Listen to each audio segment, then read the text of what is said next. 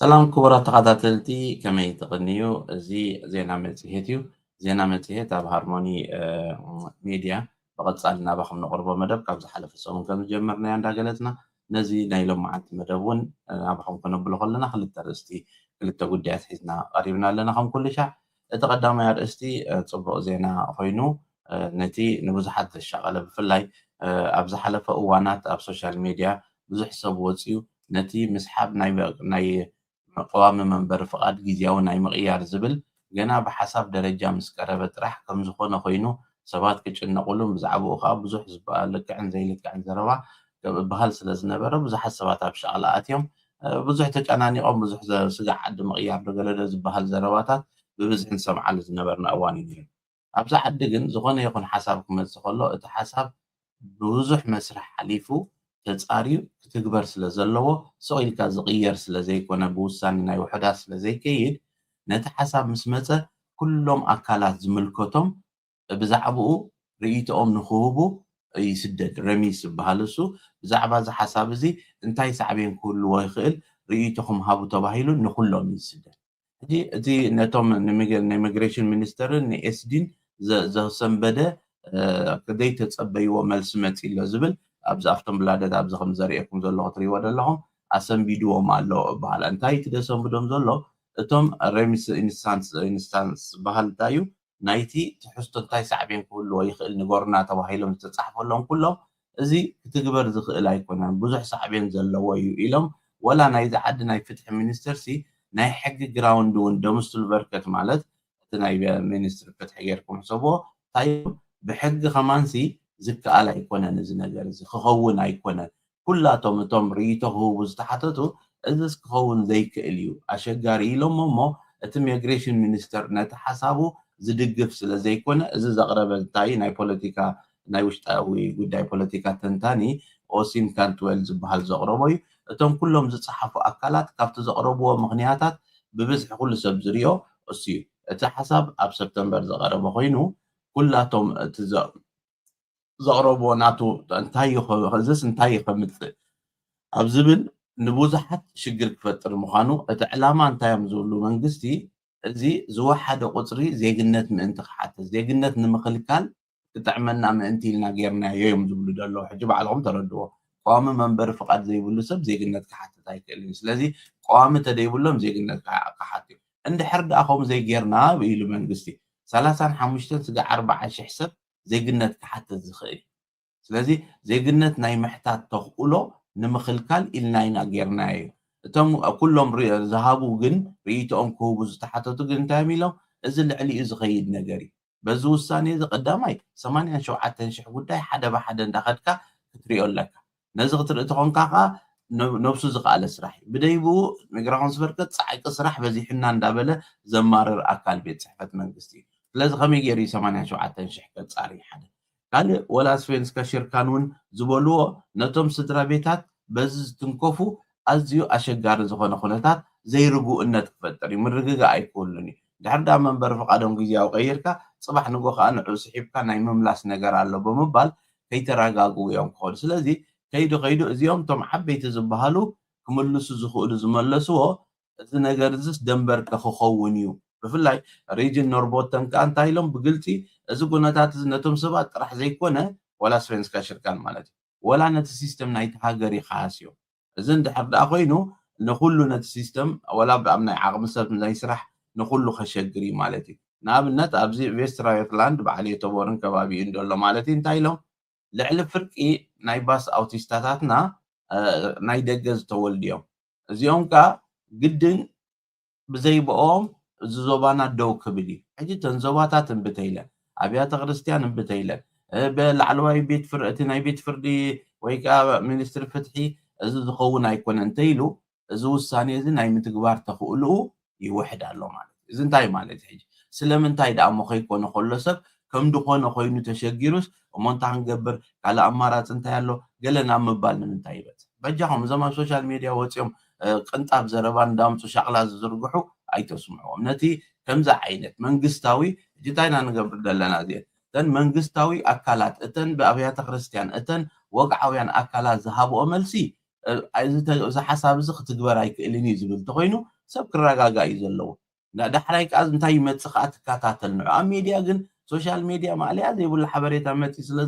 ዝብፅብፀካ ንዕኡ ከዓ ከም ዘለዎ ምፅኦም ሰባት እንታይ እዩ እቲ ሕጋዊ ነገራቱ ሓሳብ ጥራሕ ስለ ዝቐረበ በቃ ተወዲዩ ከምዚ ኮይኑ ኢልካ ምጭንናቕ ንምንታይ ኣምፅኦ ከምዚ ኢምፓልሲቭ ምዃን ልክዕ ኣይኮነን ሓደ ሓሳብ መፅእ ስጋዕ ዝትግበር እንታይ መስርሕ ክሓልፍ እዩ ስጋዕ ሽዑ ዘሎ ንኣብነት ፈተናታት ረኣይዎ ዜግነት ንክትወስድ ስራሕን ገለን ሓሳብ ይቐርብ ስጋዕ እሱ ዝትግበር ግዜ ክወስድ እዩ ፈተና ዝበሃል መፅእ እንታይ ኣለዎም ዋላ ፈተና እንተገበሩ ተፈቲንካ ከዓ ትሓልፍ እንታይ ፀገም ኣለዎ ካብኡ ካብቲ ዝግባእ ንላዕሊ ግን ንምንታይ ትጭንቅ ናይዚ ዓዲ ባህሊ ናይዚ ዓዲ ቋንቋ ናይዚ ዓዲ ኣነባብራ ፖለቲካት መሰረታዊ መረዳእታ ክህልወካ ኣለዎ ዜጋ ክትከውን ተኾንካ ናይቲ ዓዲ እዚ ንቡር ነገር እዩ ከመ ፀገም ኣለዎ እዚ የጨንቕ ፍለጥ ክንቲ ተባሃልካ ትጨንቕ ስለዚ እቲ ከጨንቕ ዘይግብኦ ነገር መስቲ ከጨንቕ ዝግብኦ እንተሓዊስካዮ ናብራኻ መዓልታዊ ሰላም ክትስእነሉ ኢኻ ስለዚ እታ ግብእቲ እንታይ እዚኣ ሕጂ ተተሪፋሲ ኣብ ምንታይ ኻ ሞ ክንደይ ሴልስ ትቐትል ተባሳጭኻ ሓሪቕካ በቃ ክስሕብዎ እዮም እንዳበለ ድቃሲ ኢኑ ዝሓድር ዘሎ ክንደይ እዩ ስለዚ ከምዚ ክትሪኦ ከለካ ከዓ ተሰብ ክረጋጋእ ኣለዎ እንታይ ማለት እዩ እቶም ዝምልከቶም ኣካላት እዚ ክትግበር ዝኽእል ኣይኮነን እዚ እንተጌርኩሞ ብምሉእ ሃገር ደው ክብል እዩ ክንሰርሕ ኣይንኽእልን ኢና እዞም ኩሎም ከምኡ እንዳበሉ ከለዉ ከመይ ገይሩ እዩ ሞ ክኸይድ 98,000 ሰብ በዚ ጉዳይ እዚ ተተተንቂፉ ካብኦም ከዓ 35 ስጋ 40,000 ዜጋታት ክኾኑ ዝኽእሉ እንተኮይኖም ነዚኦም እዮም ክኽልክሉ ዝደልዩ ደሎ ስለዚ እቶም ኩሎም ኣካላት ንሪኦም ዘለና ብኣብያተ ክርስቲያን ናይ ፍትሒ ኣካላት ናይ ዞባ ምሕዳራት ከዓ እዚ ክኸውን ኣይክእልን እንዳተባሃለ ክኸውን እንታይ ኢሉ እቲ ኣርቲክል ዝወድእ እዞም ኩሎም ዝሰደድዎ ፀብፃብሲ ኣብ ከብዲ ናይ ኢሚግሬሽን ሚኒስተርሲ በረድ ይሓዊሱ በቃ ተቆጢዑ ሓሪቑ እዩ በቃ ክኸውን ከም ዘይክእል እዮም ዝርድእዎ ዘለዉ እዚ ከዓኒ ገና ብዙሓት ከማን ደይመለሱ ኣለዉ እሳቶም እውን ክምልሱ እዮም ስለዚ እንታይ እዩ እቲ ቀዳማይ ርእሲ ነቕርቦ ዝበልና ከምዚ ዓይነት ናይቶም ነቲ ዝኸይድ ዘሎ ፀብፃባት መን እንታይ ኣቕሪቡ ደምስሉ በርከት እንታይ ኢሎም ኣብያተ ክርስቲያን እንታይ ኢሎም ዞባዊ ምሕዳራት እንታይ ይብሉ ኣለዉ እዚ ኩሉ ምስ ረኣኻ ኣይ እዚ ደኣ ሞ ክኸውን ኣይክእልን እዩ ኦኬ እዚ ሕጂ መብዛሕቱ بحرقان يملي سومي دولا انتاي بلا داري رميس سوارت افسلتاس مئة بوبل كان اومات ريجينن سوم اربيس جيبار كومر ادراباس نيجاتيف اوكفشا بلي بركي ازو ساني اذا تقبر تغينو كم وهب تسرحسي ابشجرينا خناتو بقالو تاي ناخن صلو كله مبللو ابيات كريستيان توم نايزوبا محدارات بعلو خاتنا يزلعل ناي حق اكل ሚኒስትር ፍትዕበልዎ ብሕጊ እውን ዝከኣል ኣይኮውንን እዩ ሕቶ ምልክታት ክህልዎ እዩ ስለዚ እዚ ዘሎ ምርጫ ዝመፅእ ኩሉ ክሳተፍ እግረ መንገድና እንዳፀዋዕና ነዚ ዝኸይድ ዘሎ ተንደንሲ ናብ ፅቡቕ ስለ ዘይኮነ ሓፈሻዊ መረዳእታና ኣዕቢና እቲ ግቡእና ክንገብር ኣገዳሲ ግን ከዓ ካብ ዝግባእ ንላዕሊ ከዓ ንነገራት ክንሻቐለሎም ካብ ልክዖም ንላዕሊ ከዓ ቁኑዕ ኣይኮነን ከምኡ እንተኮይኑ ብጣዕሚ ኣሸጋሪ ዝኾነ ነገራት ክመፅእ እዩ ካልእ ኣገዳሲ ነገር ዝሪኦ ዘለኹ እንታይ እዩ ብዙሓት ሰባት እዚ ናይ ኦተር ካለልሰ ዝበሃል ነገር ይመፅእ ኣሎ ቅድሚ ሕጂ እውን ተዛረብናሉ ነገር ሕጂ እተን ነጥብታት ምናልባት ንክደግመን ክግደድ እዩ ምክንያቱ ኣብ ልዕሊ ዝግባእ ካብቲ ልክዑ ንላዕሊ ሰብ ይሻቐል ስለ ዘሎ እታ ትበሃል ደላ ትኸውን ደላ ክትርእይዋ ኢለ ቅድሚ ሕጂ ኣቕሪበልኩም ነይረ ምስ ስታስቲክሱ ኣቕሪበየ ነይረ መዘከሪ ክኸውንን በዚሑ ከዓ ስለ ዘሎ ሰብ ክጥንቀቕን ከዓ ክነግረኩም እየ ብዙሓት ጌጋ ፅሑፍ ፅሒፎም ዝመፁን ኣለዉ እገለ ፅሒፉለይ እገለ ፅሒፉለይ እገለ ሰዲድለይ ይብሉ ባዕልኻ ዋና ኮለኻ ካባኻ ንላዕሊ መን ይፈልጥ ንዝኾነ ሰብ እኮ እዚአን ስኢለ ነይረ እሞ እዚአን ከዓ መዚአን ከይጋጭዋ እኮ ክትብል ኣለካ ሰኢልካ ከይድካ ንሓደ ሰብ ሂብካዮ እንድሕር ዳ እሱ ድመሰሎ ፅሒፍልካ መስቲ ዝበልካዮ ተተጋጭ ሽዑ መሊስካ ክትዕርዮ ዘይትኽእል መብዛሕቶም ሕጂ ዝመፁን ዘለዉ እንታይ ቅድሚ ሕጂ ከምዚ ኢልካ ኣብዚ ምስ ሓተትናካ ሕጂ ፅሓፍ ካልና ግን ሄል ተወለጥ ካብቲ ቅድሚ ሕጂ ዝበልካዮ ዝተፈልየ እዩ ከመይ ገይሩ ክኸውን ይኽእል እዚ ከዓ ትኩሉ ሻዕ ድምለኩም እዩ ፕሮቶኮል ኣምፁ ፕሮቶኮልኩም ርኢኻ እዩ ዝምለስ ናይ ታህዋኽ ተብተብ ኢሉ ማንም ፅሒፍዎ ኣይትኽእሉ ህይወት ስለ ዝኾነ ሓንሳብ ተተባላሺ ከም ናይ መንግስታዊ ስራሕ ከዓ ኣሸጋሪ ስለ ዝኾነ ብታህዋኽ ኣፍልጦ ሃልዎም ኣይሃልዎም ዝፅሕፍዎ ሰባት ብዙሓት ፅባሕ ንጎ ምስ ኣባላሽኻዮ እንታይ ካ ክትገብር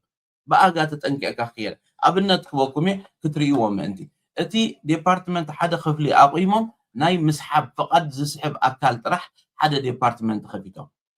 እንታይ ዝበሃል ኦተር ካለልሰ ኢንሄት ዝበሃል ከፊቶም እዚ እንታይ ይስርሑ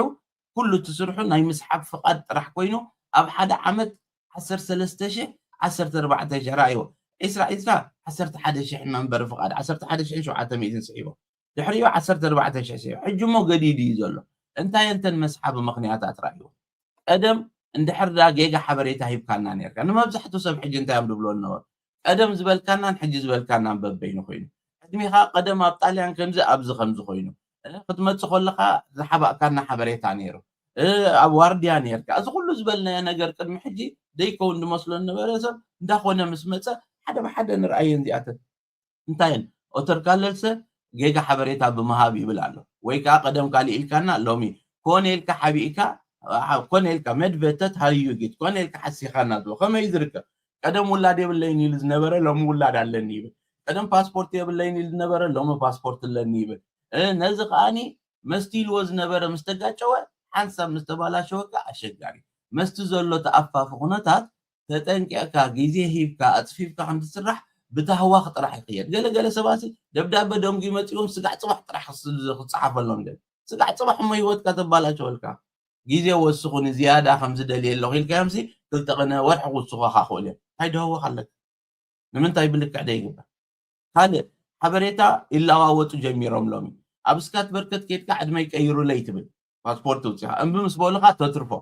ንዖም ከዓ ኣይትነግሮም ስካት በርከትን ንሶምን ሕጂ ትሪእዎ ኣለኹም ነዚ ንክገብሩ እንታይ እዮም ፈቒዶምሎም ኣብ መንጎ እቶም ቤት ፅሕፈት መንግስቲ ብነፃነት ሓበሬታ ክለዋወጡ ተፈቒዱሎም ስካት በርከትሲ ዝኾነ ሓበሬታ ምስ ሚግሬሽን ዝተኣሳሰር ተሂብካዮም ንዖም ክሕብሩ ቀደም ከምኡ ይነበረ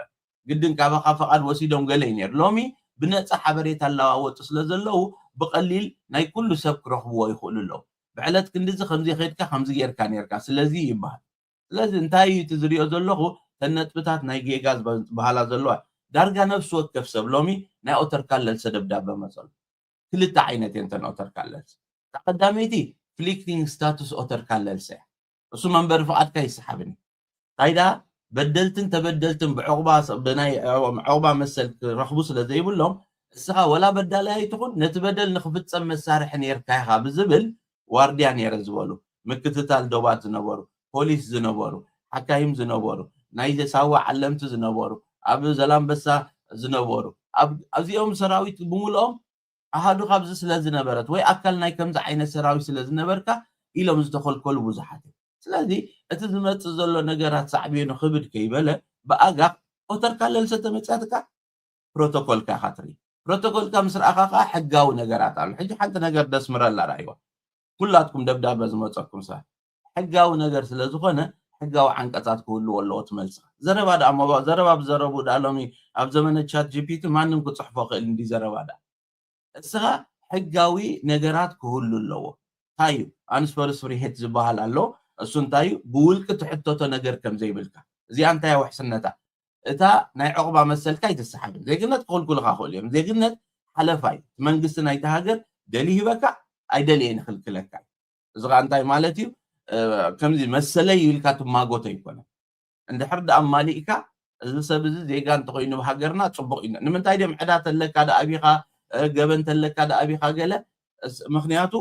እቲ ሓለፋ ስለ ዝኾነ እዩ መንግስቲ ተደሊ ድህቦ ተዘይደሊ ዝኽልክሎ ስለ ዝኾነ እዩ ስለዚ እስኻ ዝኾነ ኣበር ክርከበካ ናይ ፎርሸክሪን ካሳ ናይ ዝኾነ ካልኦቶ ሲኤስኤን ገለ ዝወስዱ ዝነበሩ እምቢ ዝተባሃሉ ሎሚ ከዓ መፅእ ዘሎ ብዙሕ ከዓ እንታይ እዩ መንእሰያትና ክፈልጥዎ ዝግባእ ኣብዛ ሃገር ብገንዘብ ስጋዊ ርክብ ምግዛእ ገበን ፖሊስ ባዕለን ፅቡቃት ኣዋልድ ናይ ፖሊስ ደው ኢለን ቆፀራ ገይረን ሒዘን ኣብቲ ሆቴል ፀኒሐን ክትገዝእ መፂኻ ኢሎም ገበን ዝመፆም ዘሎ ብዙሓት ኣብዚ ከምዘ ይከኣል ክፈልጥ ኣሎ ብዘይ ምፍላጥካ ካብ ሕጊ ተሓታትነት ነፃ ስለ ዘይትኾን ብከምዚ ዝኽልከሉ እውን ብዙሓት ካልእ ፎልክ ቡክ ፈሪንግስ ብሮት ወንጀል ኮይኑስ ይኸልክል ኣሎ ዝኾነ ይኹን ጥርጣረ ናይ ገበን ዝበሃል ነገር እንተለካ ኣብኣ እንተላ ይኽልክሉካ እስኻ ንኣብንተ ገዛኻ ካልእ ኣድራሻኻ ካልእ ነዊሕ ዓመታት ተራ ነገር ኮይኑ ኸይድ ነይሩ እዩ ሎሚ ገበን ኮይኑስ ገዛኻ ካልእ ኣድራሻኻ ካልእስ ገበን እዩ እዚ ገበን እዚ ከዓ ዜግነት ክኽልክለካ እዩ ስለምንታይ ንከም ቀሊል እንዳረኣናዮ ኣብ ከምዚ ዓይነት ነገራት ኣቲና እሞ ዘይመሰለኒ እሞ ደይፈለጥኩ እንዳበልና ክንከይ ደይምፍላጥ ካብ ተሓታትነት ነፃ ስለ ዘይገብር እዚ ኦተር ካለልሰ ተመፂኩም ግድን ሕጋዊ ትርጉም ዘለዎ መልሲ ክትብለኩም ዋርድያ ወላ ንበር መዒጥር ዋርድያ ዝነበሩ ፍቃዶም ዜግነቶም ዝተዋህቡ ኣለዉ ዋርድያ ዝነበሩ ንምንታይ ቀዳማይ ዕረፍቲ ክወፅእ ይክእሉ እዮም ካልኣይ ደስየት መህደም መውፅእ የብሎም ሳልሳይ ተገዲድካ ዝግበር ስራሕ ብትቦንግ ተኮይኑ ኣንስ ፎርስ ፍሪ ሄድ ዝበሃል ኣሎ ውልቃዊ ተሓታትነት የብልካን ሓንቀጽ 32 ዝብል ናይ ሮማ ስታትጋርድ ዝብል ኣሎ እሱ ጠቂስካስ ብውልቂ ትሕተተሉ ነገር የለን ምክንያቱ እስኻ እንድሕርዳ እቲ መስርሕ ናበይ ድኸይድ መስለኩም እቲ ትእዛዝ ተዋሃብካ ተደጊርካስ ክትቅተል ትኽእል ከም ዝነበርካስ ኣይእመንካና እንተኢሎምካ ከይድካ ተቐቲልካ ክትመፅእ ኣይትኽእልን ሃይዳ ኣሎ ሊፎስ ዝበሃል ኣሎ ላንድ ኢንፎርሜሽን ካንትሪ ኦፍ ኦሪጂን ኢንፎርሜሽን ዝበሃል ናብኡ ከይድካ ኣብቶም ኣብ ገጽ 5 ዘላ ገሊፆም ክልኩልካ ክእሉ እዮም እስኻ ኣብ ገጽ 7 እቲ ወረቃቅቲ ዶክመንት ድቡኹም ምስ ሪኢኹም ኣለኹም ብዙሕ ኣብ ገጽ 5 ዘሎ ንዖም ዝጠቅም ተኮይኑ ኣብ ገጽ 7 ንዓኻ ዝጠቅም ኣሎ ትእዛዝ ዘይተቐበለ ሰብ ስጉምቲ ክውሰዶ ይኽእል ዝብልካ ኣሎ እሱ ጌርካ ኢኻ ትማጎት እምበር ሰውኢልካ ቋንቋ ፅሒፍካ ዳኣ ምኸመይ ጌር ንሕጋዊ ነገር ሕጋዊ መልሲ ዝውሃቡ ንሕጋዊ ነገር ዘረባ ይትፅሕፈሉና ብዘረባ ይትረካ ብዘረባ ፕሮቶኮል ጥራሕ ኢኻ ፕሮቶኮል ከድካ እዚኣ ከምዚኣ ኢልኩማ ዘለኹም ኣይበልክዋ ቃለይ ኣይኮነ ናይ ተርጓማይ ጌጋ ተሎ እዚ ቃለይ ኣይኮነ ቃለይ እዩ ግን ተልካ ክሰምዖ ኣይኮነ ዳስ ዋይ ማጆሪቲ ዝነፅብዎም ዘለዉ ታይዳ ኣብ ሕጋዊ ነገር ከድካ ግን እቲ ቤት ፍርዲ ክሪኦ ከሎ እሞዝ ዝብልዎ ዘለዉ ከንታይ መልስኹም ክበሃል ክኽእል ኣለዎ እንዳበልኩ ንሎሚ ኣብዚ ደው ከብለ ኣብ ዝቕፅል እቶም ብዙሓት ቅድሚ ሕጂ ኮንታክት ገብርና ነበርኩም ዓማዊል ኣብዚ ኣብ ሃርሞኒ ሜድያ እቲ ካልእ ፕሮግራማት እውን ይጅምር ስለ ዘሎ እቲ ናይ ዜና መደባት እውን ኣብ ቀረባ ግዜ ክጅመር እዩ ኣክትዌልቲ እውን ብሓባር ምስ ሓውና ማሓደ ከነዳልዎ ኢና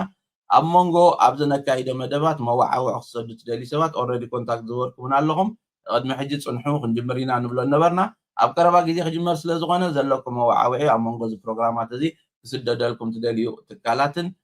ከምኡውን ሓድሽ ቢዝነስ ትጅምሩ ሰባት ናይ ኣካውንቲንግ ሬቪሰርስ ብቋንቋና ዝዛረቡ ሰባት ትደልዩ ብቋንቋና ዝተፈላለየ ኣገልግሎት ዌብሳይት ምድላው ካልእን ዝገብሩ ብዙሓት ትካላት ምሳና ብቀረባ ዝሰርሑ ስለ ዘለው ከምኡ ምስ ትደልዩ ተወከሱና መስቶም ዝምልከቶም ኣካላት ከነራኽበኩም ኢና እንዳበልኩ ናይ ሎሚ መዓንቲ መደብ ኣብዚ ክንዛዝም ኢና ኣብ ዝቕፅል ሰሙን ቀረኸበና ሰላም ቀኒ